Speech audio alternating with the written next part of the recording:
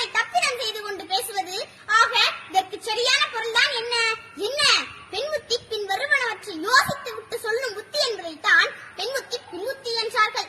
பெண்கள் இப்போதுமே எந்த ஒரு விடயமாக இருந்தாலும் அதன் பின்விளைவுகளை ஆராய்ந்தே முடிவுகள் எடுப்பார்கள்.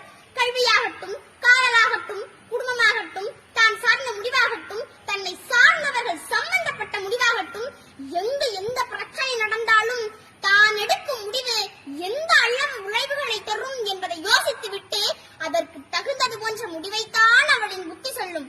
ஆனால் இதனை நாம் எப்படி புரிந்து கொண்டிருக்கிறோம் என்பதை நான் சொல்ல தேவையில்லை, உங்களுக்கே தெரியும். பெண்களை உயர்த்தி சொல்லப்பட்ட ஒரு பழமொழியை தவறாக புரிந்து கொண்டு பேதமை என்பது மாதற்கு அணிதலம், அறியாமை தான் பெண்ணுக்கு அழகு என்று தவறாக புரிந்து கொண்டிருக்கிறோம். அதைத்தான் ஒரு ஆன்மீக கதை ஒன்று அழகாக சொல்லுகிறது. அசோகவனத்தில் சீதை இருக்கும் பொழுது அங்கிருந்த அரகிகளிடம் தப்பித்து வருவதற்கு சீதையால் முடியாமல் அல்ல.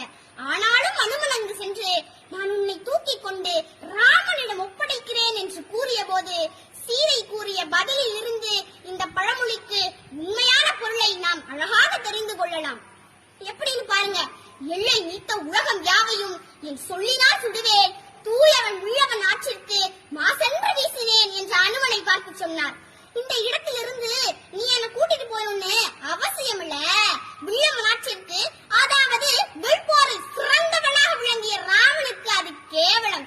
ராமன் போய் கூட்டிட்டு வராம அவளா தப்பித்து வந்தாள் என்று மற்றவர்கள் சொல்லக்கூடாது.